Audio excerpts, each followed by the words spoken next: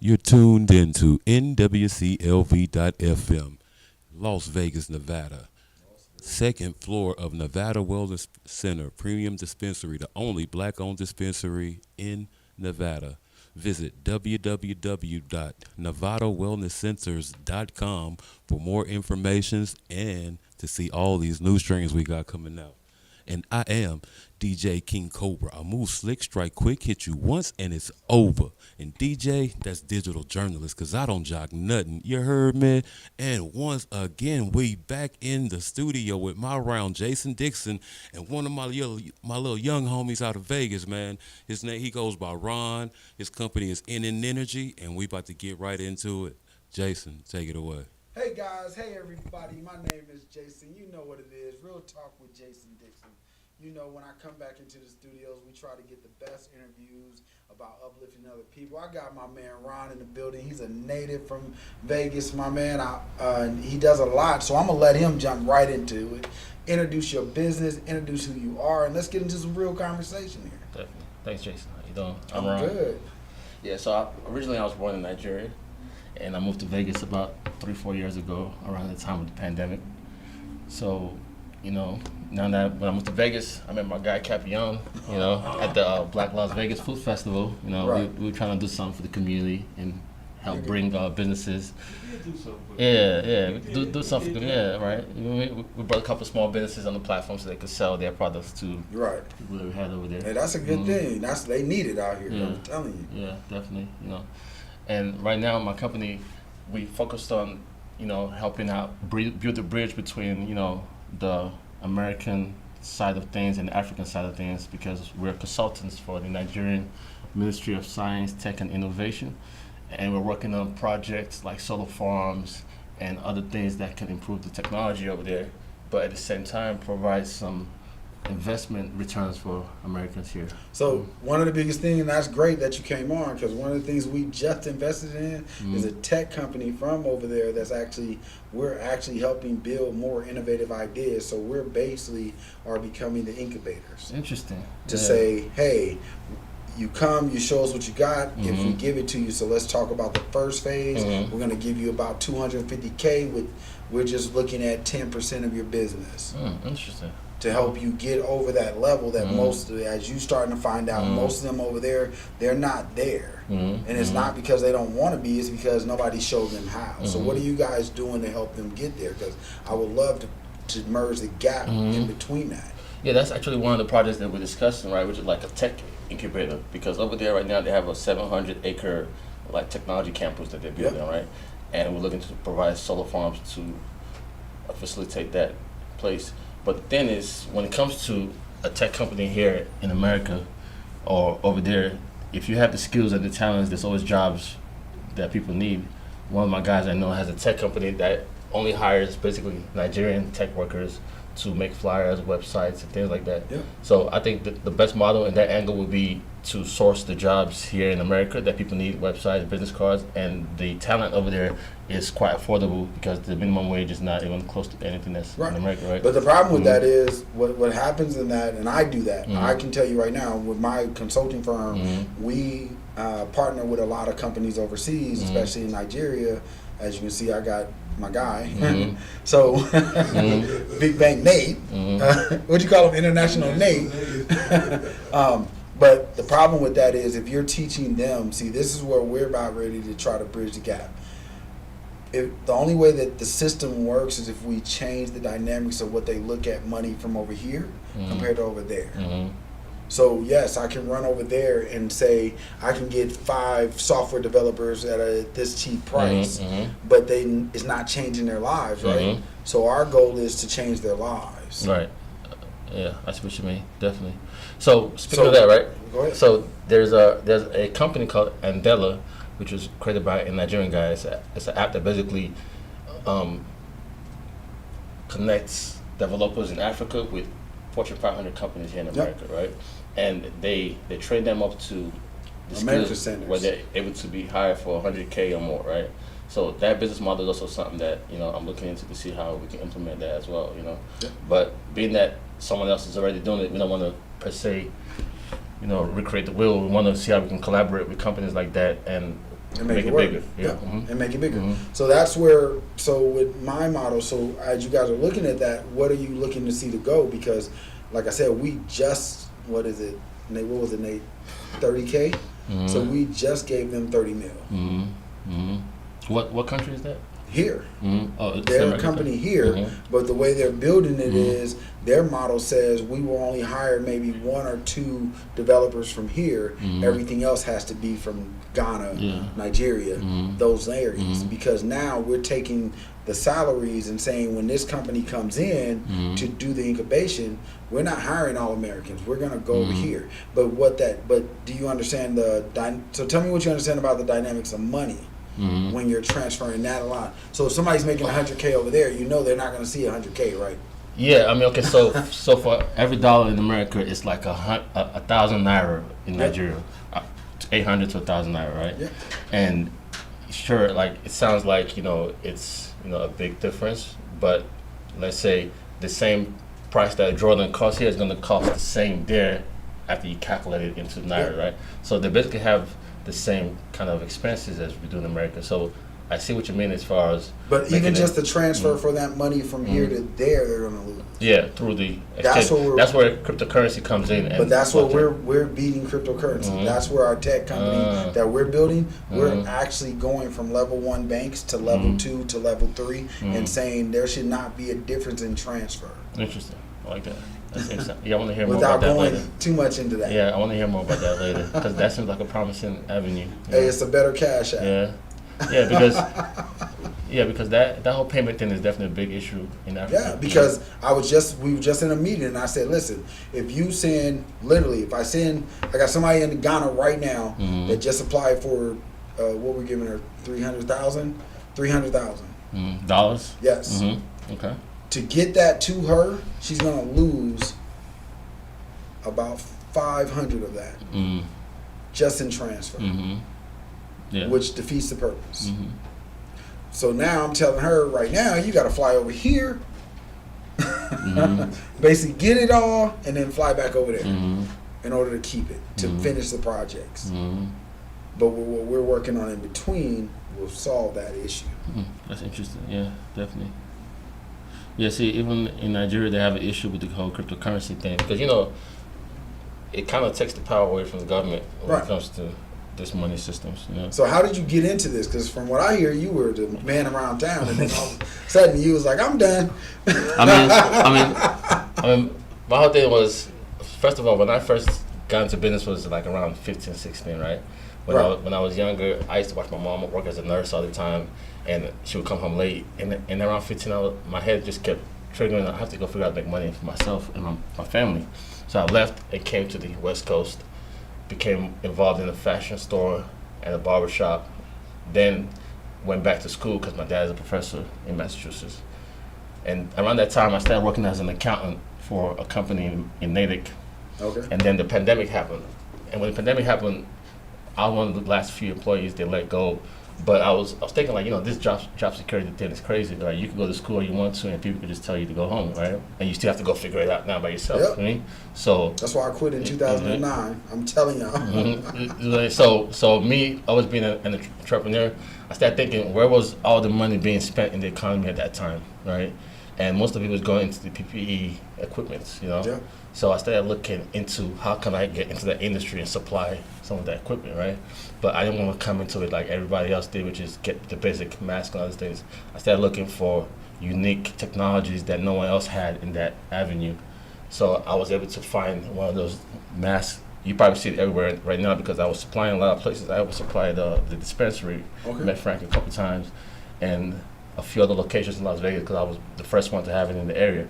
So off that, I started building my network from being the only one to have access to this mask. Eventually, people got a hold of it, but I was one of the first ones, right? So that's always great to be the first. I would wear the mask walking down the strip, and people would like stop me to place orders and stuff, So I knew it was a crazy business idea. But eventually, of course, that whole thing died down when it comes to PPE, and then I started looking like, okay, I'm in the city of entertainment, right? Right. And if I'm going to be involved in it, how can I be in it in a unique way, right? So I started looking at different technologies, and I actually came to a shop with my guy Flav that owns a shop in Rancho Mall. Okay. He was selling this high-tech hookah system, right? And I started looking at it. I started thinking like this actually can do good in the lounge instead of being Right. sold as a retail thing. And I looked around, no one else was doing it. So I took that, went to my guy that owned the Queen's Lounge, and we decided we're going to try and put it in and see how it does. And it did really well to the point where other people started copying the technology and whatnot. So my thing is, I'm looking for. So you're always looking for the next best thing. Right, for me, for something that can make money without a lot of stress involved. Yeah, I have a rule. My number one rule that I keep, I even got it on my phone, is my screensaver. Sometimes it says, sell the problem you solve, not the problem you're trying to sell. So everything about me is about looking for somebody's problem. What is your issue? What is you? And that looks like that's what you do too. Yeah, exactly. So when it comes to the hookah technology, most lounges either can't get a license for it because of the fire hazard that comes with it and the insurance issues that come with that, and even the property owners don't even want the hookah thing in their building, right? But when it comes to the hookah technology that I was able to implement into a rental system, right? A lot of people tell me, "Oh, sell this, sell that." Like, no, I don't want to sell it. I'm going to rent it out, and when you're done, you give it back. You know what I'm saying? Because it's a new technology, no one else has it. So if I'm selling it, I'm increasing more competitors per se. So my whole business model was to rent it to the lounges, and even when you come to the lounge, you would pay like $50 an hour just to use it, right? Because it's an electronic system, you can time it and all these things, right? So that whole model is very interesting. So I started getting some competitors that was copying it, but I'm switching it up to a different model right now, which I'll discuss more later in private, Right. But we're not talking about nothing on this channel. Because if you look at it, okay, you could probably make $250,000 to a couple million max, right? If you were doing with that model at a lounge, providing it. And I'm looking at a different one where it could expand to $100 million business based on the environment that we're in. Let's do it. I'm all for it. Let's go. I'm all for it. Yeah. So tell me about, I told you this part of it. We heard the success. We heard what you're doing. But real talk, like I said, this is real talk, and I have a ton of people that I look at our shows. We even had people say, "Hey, I saw your show. I came up here because I saw that you guys can actually help me." So one of the things that I try to do is talk about the problems coming with building a business, with what you're doing, how you're jumping around, because it's not all.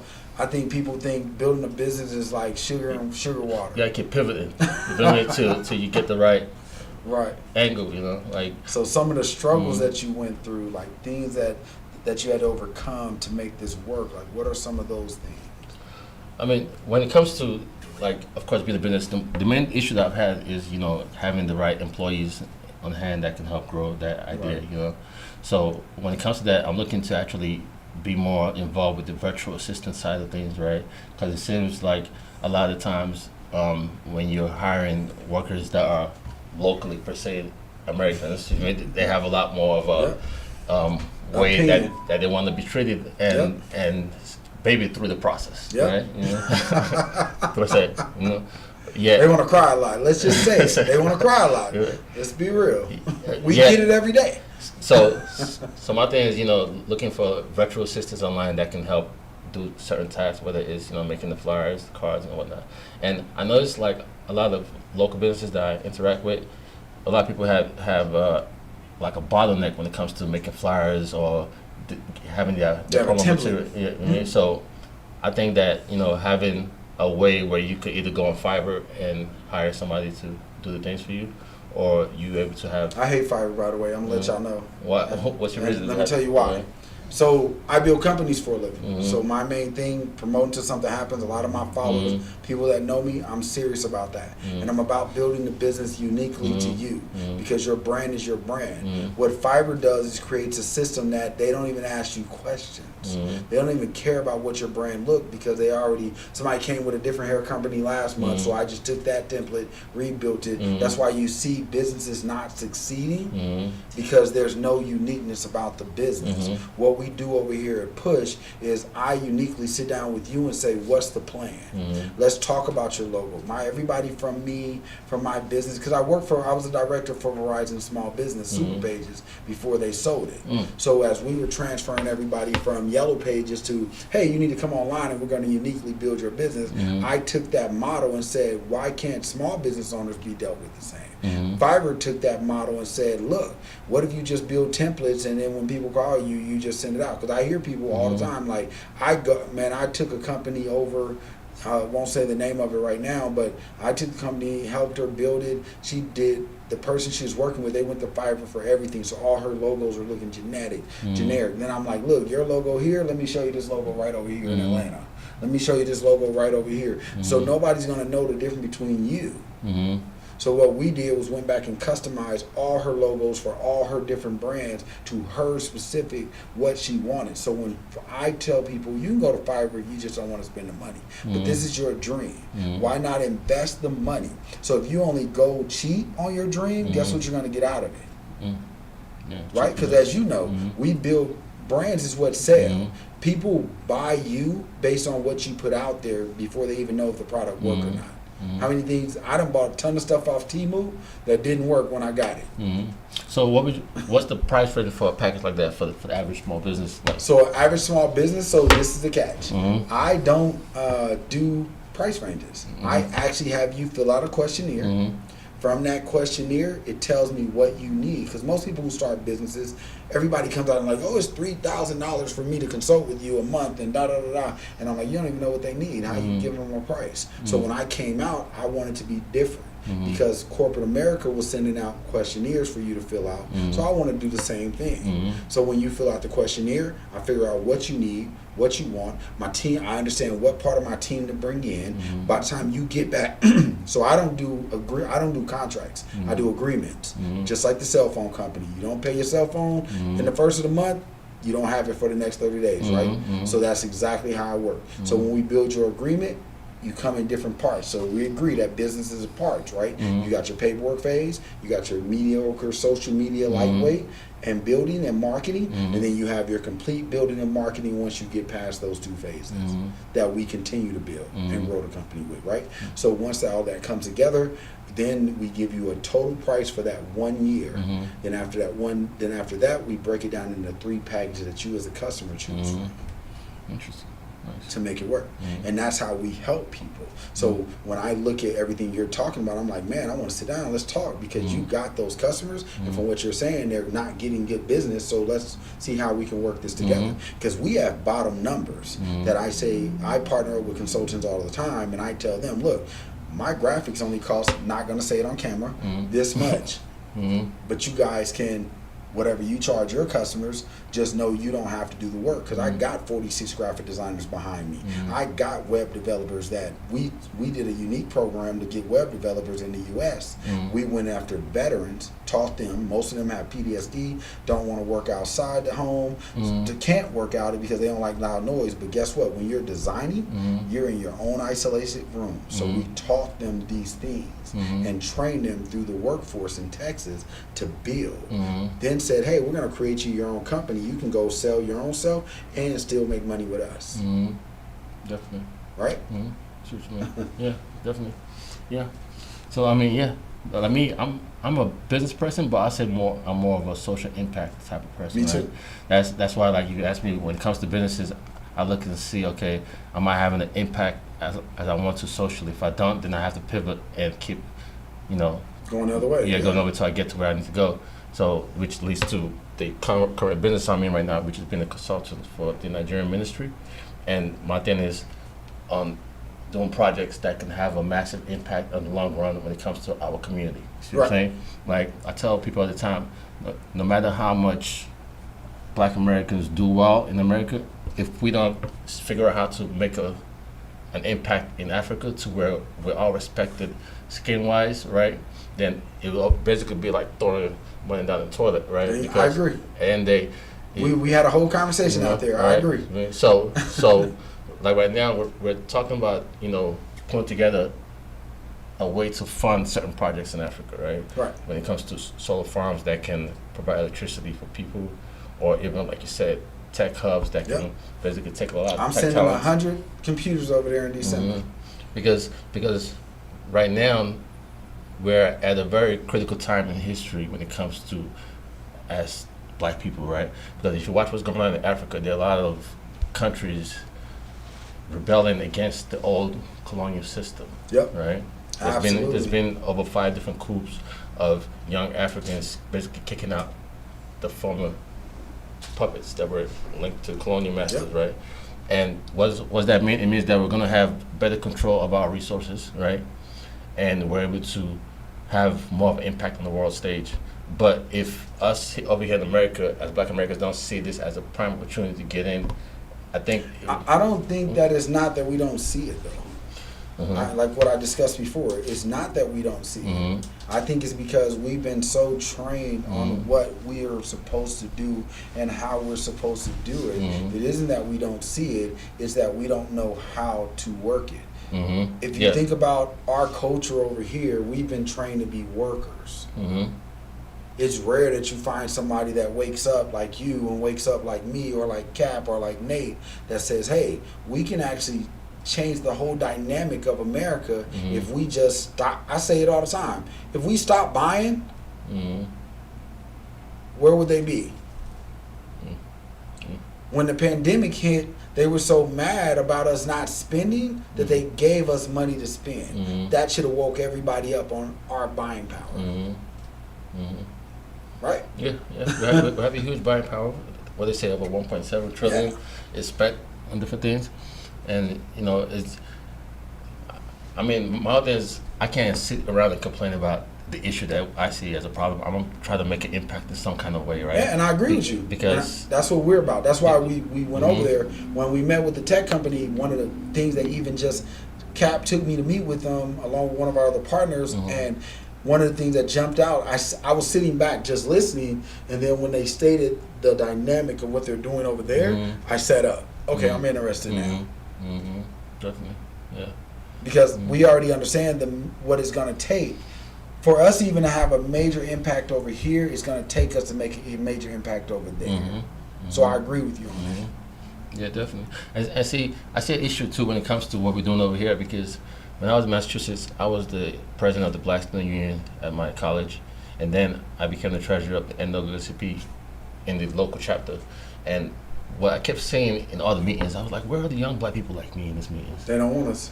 No, it's not they don't want us. The doors is open for anybody to walk into those meetings, right? So then, I've tried to invite a few. I've tried to make it to where it's like, okay, they understand the impact of it, whereby, I see like we have a lot of us on social media complaining about different things that's going on in the world, right?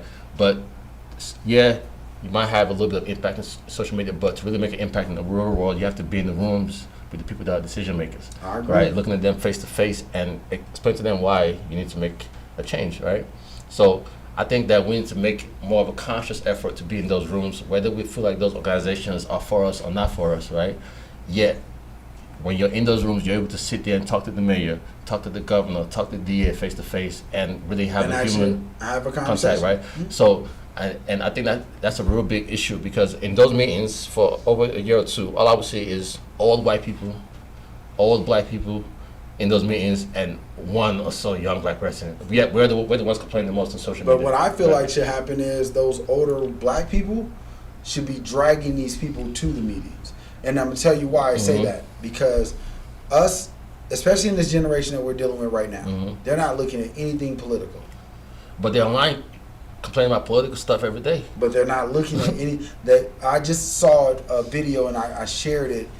A guy got on there and he said, I just got called into jury duty. And he was like, why would I go to jury duty to testify against somebody that I don't know and judge him on his life? But when I heard that, I'm thinking in my head, that's why we have such a messed up dynamic. Same way you said. You're sitting in there watching these older white people making laws, making decisions. It's the same reason why we run out to vote for the president. But that next year, nobody's in line voting for the senator of the republic, because they don't understand how it works. We have a lot of African Americans who's in math, who's in law, who's in this. Well, I take law away. Let's say math, scientists, and stuff like that. But they didn't. What they didn't understand was, I talk about it all the time. So my degree, my first bachelor's in political science, and everybody's like, "Man, you just went and wasted your money on that." And I'm like, every CEO in America has a political science degree. Every president you ever met has a political science degree. I said it's over all businesses. I had to learn what you guys learned here. I had to learn yours. And psychology and all of this around. That's why political science is the first ones to get into law school. If you understand the law, you understand how the world works. If you understand how the world works, you understand that I don't care who's in office as president, because he has no power. But these people, these 51 people in this Senate, local people, the ones that run stuff, that make the laws, that change the dynamics. So I push people to go to city council meetings. Exactly, just like that. Yep, that's big time. Because that's where your social change will come, right? Yeah, exactly. You want to see your neighborhood stop getting abused by the cops? Yeah, it starts there. If you have 100 black people going to city council meetings 4 weeks in a row, things will change like this immediately. But when you go in there, you probably see 1 or 2. And the thing is, you have to be able to be eloquent enough to explain your reasoning to them and convince them. And these are not none of that, homie. You don't know. Like, come on, bro. Like, read a book. But also, one thing I shocked somebody about the other day, and you could probably back me up on this. Do you guys know that you do not have to go to law school to be a judge? You can literally run for a judge in your city. I think I heard something like that. You do not have to be a lawyer. Now, to get up to Supreme Court and all that stuff, you do, but you can literally become a civil judge without ever going to law school. Like, basically, like court traffic cases and things like that. Things that impact our neighborhood. You can do real estate and run for the office of judge and win. You know how I know this? Because I helped somebody do it in Dallas. And she ain't never been to law school. She's going there now because she wants to move up to civil. I mean, from civil to criminal. In order to do criminal, you have to have a law degree. But civil is not considered a criminal mess. You can negotiate and mediate. You can go get a mediation license. When I heard that, I'm like, it's the civil stuff that gets us locked up to the criminal stuff. Right. So why not start there? Yeah, it's a key thing, you know. So the social thing that you're talking about, I really like that, because those are things that we're looking at. We talk about it every day, how to change. But we also have to look at this, and tell me if you agree with me, please. If you don't, I'm cool with that too. I don't expect people to agree. But we also have to learn to work with other cultures till we get where we are. Yeah. You can't keep saying I hate this and I hate that, and I don't want to work with white people, and I don't want to work with this. And I'm like, but they control everything right now. In order to get control, you got to play the game. It's a must, because if you look at what really makes America great, is the fact that it's open to all cultures, right? You have the smartest Asian guy, the smartest African guy, the smartest Russian guy, and they're all in the same university, working on the same ideas, right? Yep. So if you're not open to bringing all the experiences together, you're not going to be able to solve the problem and come up with a good solution, right? Right. So I think that's very important as well. I have a Asian guy I'm actually working on with an app right now with. It's called Jamming, whereby it's a social app that enables us to be able to go out and have fun and save money at the same time, right? Right. So, you know, I think that's very key. How do you do that? Yeah. Like, have fun and save money? Exactly, yeah. Like, do I make money while I'm doing it? Okay, so I'll break it down for you a little bit further. Because I build apps, and I'm like, if that was the case, I could have been on that. Yeah, we definitely need to talk more about it. I mean, we already have it incorporated, working on it right now, but it's an app whereby, okay, so say me, you, and Capion, we like to go out every other weekend, so we have a membership on the app right now. So now, if I want to go to a lounge and say spend $200, drinks, hookah, food, whatever, right? Rather than me spending that $200, I could tap my 2 or 3 friends, tell them, hey, I'm about to go out tonight. You could buy this deal with me. We all gonna spend like $125 each, right? Rather than $200 each, because when I was more involved in the lounge space and doing my events and bus crawls, I would sit back and watch black people just spend money. I'm like, damn, this thing, like, you feel me? I'm like, I know we only got 2% of the wealth in America and shit, but we were blowing it like we got it all. Now we rich. So I be calculating.